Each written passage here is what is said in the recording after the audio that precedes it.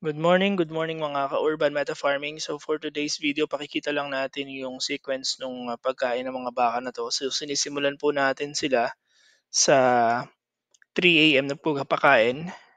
So bali 4 to 5 kilos ang binibigay natin kada pakain natin sa kanila sa mga oras na nandyan po sa screen nyo. So 3 a.m. simula niyan, 4 to 5 kilos yan. And then susunod natin diyan is yung 7 AM nilang pagkain, then kasama na rin po ang pagbibigay dun ng tubig tsaka ng, cattle concentrate and rice bran. And then after 7 AM meron tayong 9 AM feeding din. So ganun pa rin, napier grass and then kasama yung, cattle concentrate, then tubig.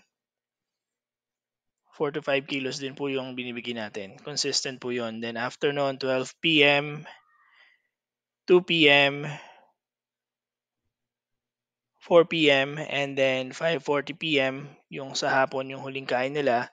And then dun sa gabi, binibigyan din natin 'yan ng, mga 8 kilos sa gabi para kasi mahaba yung duration nun. Hindi naman puwedeng laging gising ka para magpakain sa kanila. So yung 10 PM hanggang 3 PM, so dun po natin dinadamihan. So mga more or less 8 to 10 kilos yung binibigay natin do'n. So, in total pumapasok lagi na forage intake po ng mga baka natin ay, close siya sa 35 hanggang, 40 kilos a day ang nauubos po nitong mga bull natin na pinatataba sa Once project po natin. So, yun lamang po, pinakita ko lang sa inyo para maging guide niyo if, kailangan niyo ng guides pagpapakain. Basta ang keep nga po diyan is yung consistent na pagpapakain. So kaya binidyohan ko 'to ng, every time namin pinapakain para at least makita niyo na, yung pagbibigay ng pagkain natin dapat consistent. Kasi, para din 'yan sa rumen ng mga baka para hindi masira.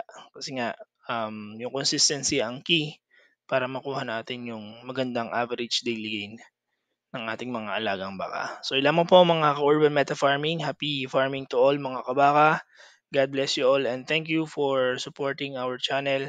And sa mga bagong subscribers po natin, maraming salamat po sa pag-subscribe nyo sa Urban Meta Farming. Bye for now.